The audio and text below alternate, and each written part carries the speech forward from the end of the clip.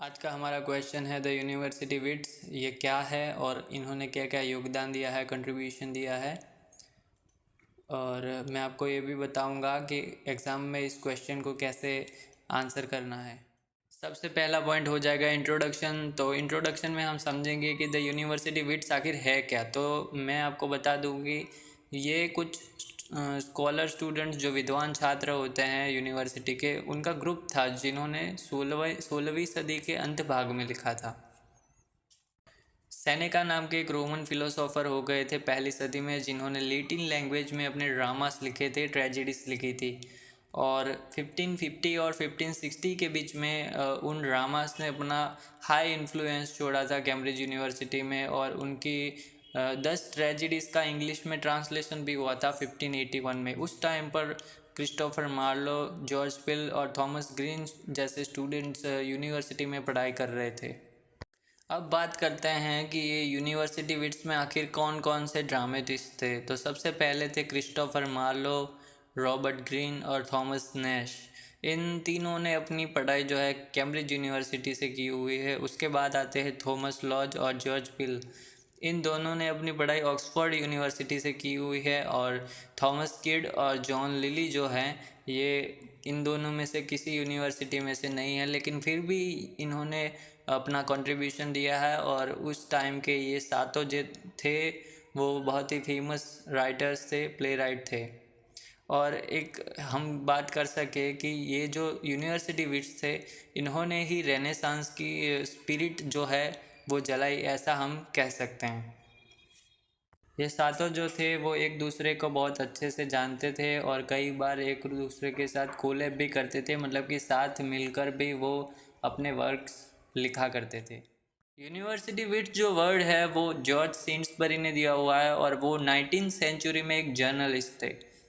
अब आप समझ सकते हैं कि ये जो सारे ड्रामेटिस्ट हैं वो तो एलिजाबेथन एज के हैं, मतलब कि 16th सेंचुरी के हैं। और university wits word 19th century में निकला है। इसका मतलब ये है कि उस टाइम पर वैसा कोई वर्ड था नहीं, लेकिन जॉर्ज सेंट्सबरी ने इनका जो है पूरी सारी रिसर्च की और फिर एक ऐसा वर्ड दिया।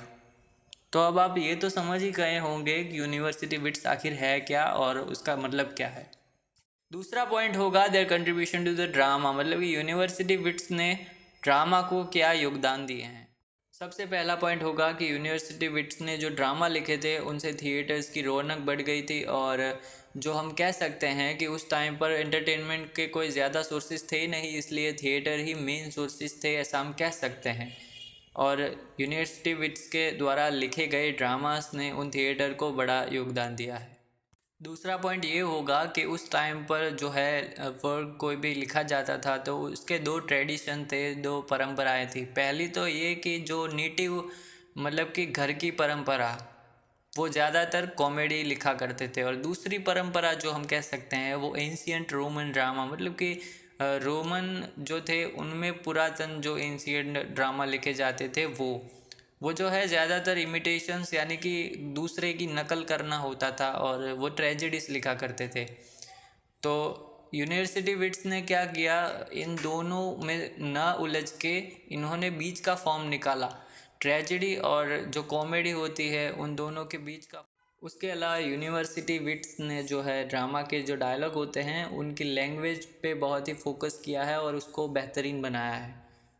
यूनिवर्सिटी विट्स ने ज़्यादातर ट्रेजेडीज ही लिखी हैं। और अगर हम बात कर सकें कि शेक्सपियर के बनने में अगर किसी का हाथ हो तो वो यूनिवर्सिटी विट्स का है, उनका इन्फ्लुएंस है उसके पीछे। अब हम हर एक जो ड्रामेटिस्ट है यूनिवर्सिटी विट्स का, उनके पर्सनल कंट्रीब्यूशन समझेंगे, उन्होंने पर्सनली क्या क्या योगदान दिया है।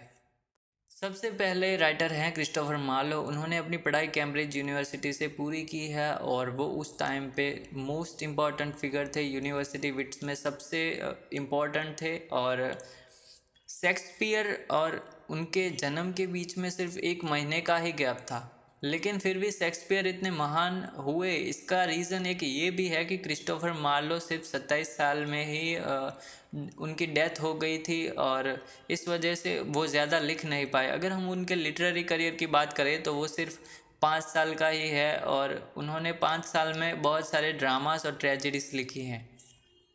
उनके कुछ फेमस वर्क्स इस तरह हैं, एडवर्ड टू जो कि उनका सबसे बेस्ट माना जाता है, उसके बाद टेम्बलिन द ग्रेट, उसके बाद the second part of Tamburlaine the great, उसके बाद द ज्यू ऑफ माल्टा, डॉक्टर फॉस्टस, और जो थॉमस नेस थे उनके साथ उन्होंने एक ट्रेजेडी लिखी है जिसका नाम है डीडो क्वीन ऑफ केथरेज। उसके बाद दूसरे हैं रॉबर्ट ग्रीन, इन्होंने भी अपनी पढ़ाई कैम्ब्रिज से की हुई है और वो उस टाइम पर स्टोरी टेलर थे, लेकिन ज़्यादा पैसे मिलने के कारण फिर वो ड्रामेटिस्ट बन गए। इन्होंने टोटल 4 ड्रामा प्ले लिखे हुए हैं। पहला है अल्फोनस, दूसरा किंग ऑफ एरागॉन, तीसरा है ऑरलैंडो फ्यूरियोसो और चौथा है the Scottish history of James the fourth. इन्होंने बहुत ही फेमस टेल्स भी यानी कि स्टोरियाँ भी लिखी हुई हैं, जैसे कि फ्रायर बेकन एंड फ्रायर बंगे जो एक लव के रिलेटेड टेल है। तीसरे हैं थॉमस नैश, तो ये भी कैम्ब्रिज से पढ़े हुए हैं और इनके वर्क्स की बात करें तो क्रिस्टोफर मार्लो का जो वर्क था द ट्रेजेडी ऑफ डीडो उसको इन्होंने पूरा किया है। उसके बाद इन्होंने अपने भी कुछ वर्क्स लिखे हैं जैसे कि summers last will and testament और द अनफॉर्चुनेट ट्रैवलर। उसके बाद चौथे हैं थॉमस लॉज, इन्होंने अपनी पढ़ाई ऑक्सफोर्ड से पूरी की है और इन्होंने शेक्सपियर के साथ मिलकर उनके साथ कोलैब कर कर Henry six and the wounds of civil war ये 2 वर्क लिखे हैं।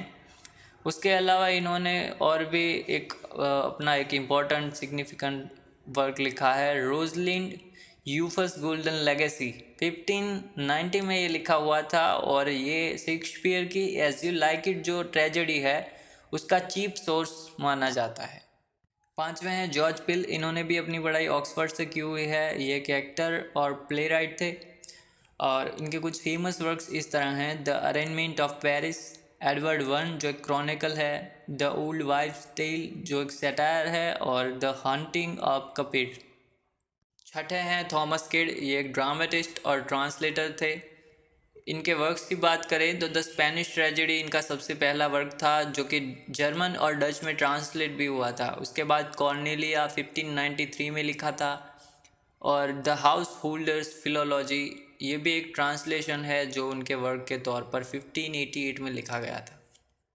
सातवें और आखिरी है जॉन लिली, ये ड्रामेटिस्ट से ज़्यादा as a prose writer famous थे और ऐसा माना जाता है कि एलिजाबेथन एज में जब ये ड्रामा के फील्ड में उतरे थे तब कॉमेडीज़ के अलग ही दिन चल रहे थे, उनमें अलग ही इन्फ्लुएंस आया था। कॉमेडीज़ दोस्तों एक जॉनरा है जो ड्रामा का होता है और इनके कुछ फेमस वर्क्स इस तरह हैं the woman in the moon, Endymion and the campus.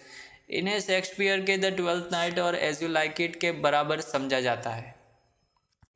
Conclusion में आप लिख सकते हैं कि क्रिस्टोफर मार्लो एलिजाबेथन ड्रामा के सेंट्रल ड्रामेटिस्ट थे जो कि एक सन की तरह माने जा सकते हैं और उसके इर्द गिर्द बाकी के ड्रामेटिस्ट जो हैं वो तारों की तरह थे, स्टार्स की तरह थे और इन सारे ड्रामेटिस्ट ने मिलकर शेक्सपियर को बड़ा ही इंस्पायर किया था और उसके बाद शेक्सपियर ने हमें मास्टरपीसेस दिए हैं।